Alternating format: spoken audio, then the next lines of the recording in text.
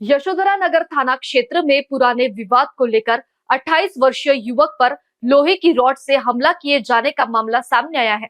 हमले में युवक के हाथ और दोनों पैरों में चोटें आई है।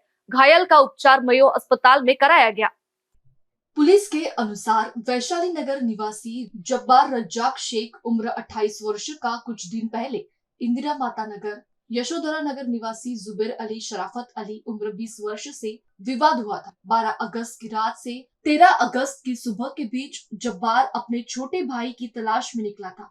इसी दौरान पुराने विवाद को लेकर उसकी जुबेर अली से कहासुनी हो गई। आरोप है कि विवाद बढ़ने पर जुबेर अली ने लोहे की रॉड से जब्बार के हाथ और दोनों पैरों पर वार कर दिया। हमले में घायल जब्बार को उपचार के लिए मेयो अस्पताल ले जाया गया। घटना के बाद घायल की शिकायत पर यशोधरा नगर पुलिस ने आरोपी के खिलाफ संबंधित धाराओं के तहत मामला दर्ज किया है। पुलिस मामले की जांच कर रही है और घटना के संबंध में आगे की जानकारी जुटाई जा रही है।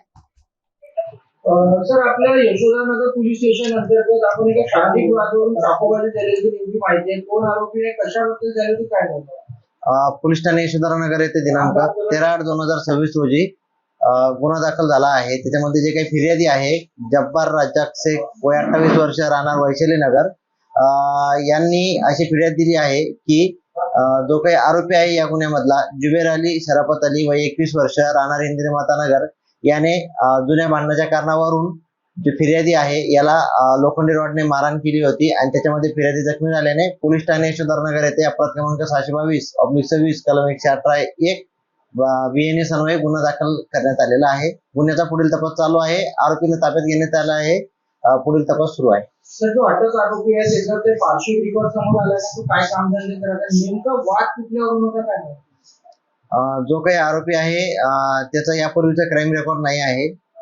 त्यांचा जुन्या भांडणाचे वाद आहेत, शाब्दिक वाद, त्याच्यावरून त्यांनी हा गुन्हा त्या आरोपीने केलेला आहे।